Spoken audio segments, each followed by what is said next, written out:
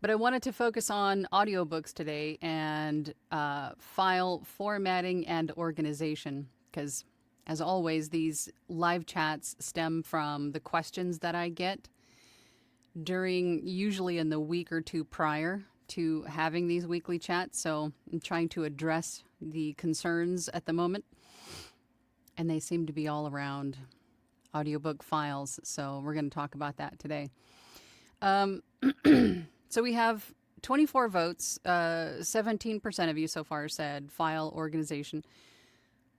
Most of you are doing well with ACX's requirements, so awesome. Looks like only 4% of you struggling with that. Most of you are saying editing and or mastering. Understandable. And then 16% of you said structure or content. Okay, so we can we'll touch on organization, editing, mastering, and although, don't get ahead of yourself, Angela, we'll touch on file organization, editing and mastering, and then structure and or content. Although editing and mastering is going to be more individual than the other ones are, only because, DAWs are different. The effects that you need are going to be different. Your style of recording, meaning do you use punch and roll method or do you use the clicker method? I mean, how do you record? Things of that nature. So that's going to be a little bit more individualized. But I can answer questions if you have them regarding editing and mastering. But I think as far as file organization goes, what I do on my desktop, I have a individual folder for every platform from which I find work. And within that folder, all the clients go in there. That way I have, a clump of folders on my desktop and it's not, files everywhere. So I can easily go to the ACX folder. I can go to the Upwork folder. I could go to the like VO Planet folder. I could go to I have another folder that's just my like offsite clients, right? And then everybody from that platform or my clients go directly into that folder. So I can just click on that one folder and then find the client and then keep the files within there. For audiobook specifically, so within my ACX folder, I'll have another folder for each book I've done through ACX. And in terms of what files to keep, I recommend, especially if you're just getting started out, to have a folder where you keep all of your raw files, meaning they are not processed, they're just recorded and they stay raw. Because in the beginning, you're just starting to get used to your DAW. You're still learning your effects, what to apply, what not to apply, how much to apply, right? So you're still learning these things. So if you're applying too much noise reducer and then after you normalize, it sounds very pixelated or hollow, or you just don't like it, it sounds horrible. If you didn't save that raw file, you're now stuck. If you can't undo all of the steps that you did, you're now stuck with this file that you now have to re-record, right? So if you keep the raw files in a separate folder, just name them something different. Name them raw, name them, whatever you want to name them, but keep them completely separate so you can go back and start over if you have to with the mastering process. That also helps if the client has a revision request. So that way, if you have the raw files, and let's just say that you pronounced a word wrong within a singular sentence, you could open up a brand new file, re-record that sentence, and then copy and paste it into that raw file, and then reprocess the whole file, right? Meaning, add your noise reducer, add your EQ. Again, it'll save you from having to try to match up sounds or, processing elements later. That was definitely a game changer for me in the beginning. And then save the finished files in a separate folder. So you essentially will have two different folders. You'll have the raw files and then the finished files.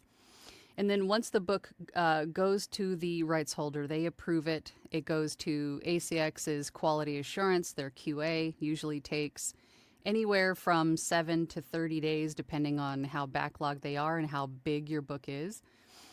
Once the book is off to retail, then you can offload all of those files onto an external hard drive, which you really should have as a voice actor, audiobook narrator. I don't like delete any of my files. They all go to external hard drive because you never know. I've had clients that have come back to me a couple of years later and said, "Hey, we recorded this a couple years ago. I wanted to add to it. I wanted to revise it." At that point, depending on how much has changed or what exactly they want to do, you might want to at least reference the old file some way so you can see the tone that you used, the effects that you used, right? At least for reference, or to change it if that's what they want to do. So having an external hard drive is really going to help you to keep everything organized and to keep everything. You can offload all of your demos to it, all of your finished audiobooks to it, and that will keep the storage requirements for your computer relatively, you're not overloading your storage. Because working with audio and video, it will eat up storage fast. So having external hard drives is definitely necessary. As far as audiobook structure and content, most often the question I get is, do I include the table of contents? No, you don't include the table of contents. However, you can use the table of contents as sort of a guide into what goes into each file. So, for example, if you're looking at a table of contents, you'll see introductions on page 2. There is a perhaps maybe even a prologue, or there's maybe a dedication. Maybe there is some sort of other front matter that they wanted to include, but it has its own section. Let's just make it simple, Angela. We have an introduction, and then we have chapter 1, chapter 2, chapter 3.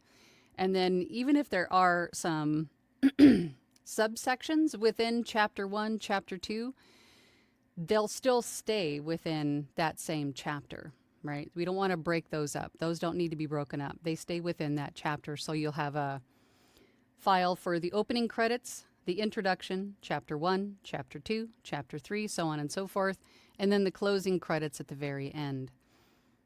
So you can use the table of contents as a guide as you're creating these new files. And that's typically what I'll do. Once I've scanned through the book and gotten familiar with the characters, the plot, looked up any pronunciations that I needed to, I'm ready to go. I'll use the table of contents to create a new file for each of those sections. So the first file will be naming conventions. This is what I do. The first file will be 00 underscore title of the book underscore opening credits. And that will be my opening credits file. And then the next file will be 01 underscore title of the book underscore introduction. And then so on down the line. And I use the numbers because that will keep, regardless of what words are in the file, the numbers will keep them in order when you save them onto your computer, because the computer is going to recognize the numbers as the order. And then also that helps with explaining what order the files are in. Gee, excuse me.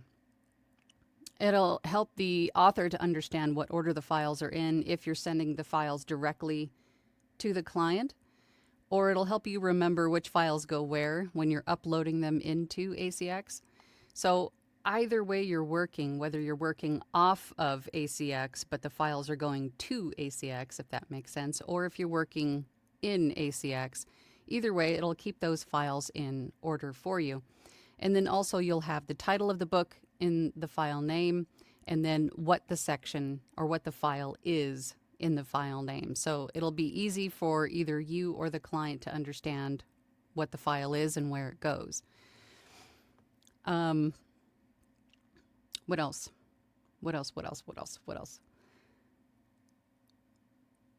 If there's Oh, citations. I get that question a lot. Citations, if there's citations, those typically aren't included in audiobooks.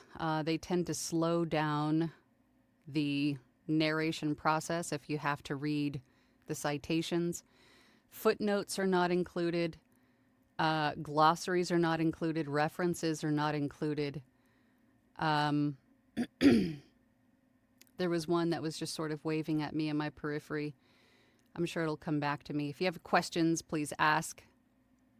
What was the other thing? It'll come back to me, I'm sure. Dedications I do include, but you yourself as a audiobook narrator or producer should also listen to audiobooks, not only for personal enjoyment, but for professional development as well. You'll start to pick up things. You'll start to pick up what is typically included, what is not. You'll hear other narrators, like I always bring up with an example of subtle character differentiation. Scott Brick's narration of Jurassic Park is a great one to listen to. But just listening to audiobooks in general will give you a great idea and you'll about structure, and then you'll also pick up really great tips about how to handle character voices and things of that nature. So definitely worth the time. And it's enjoyable. Get to listen to some books.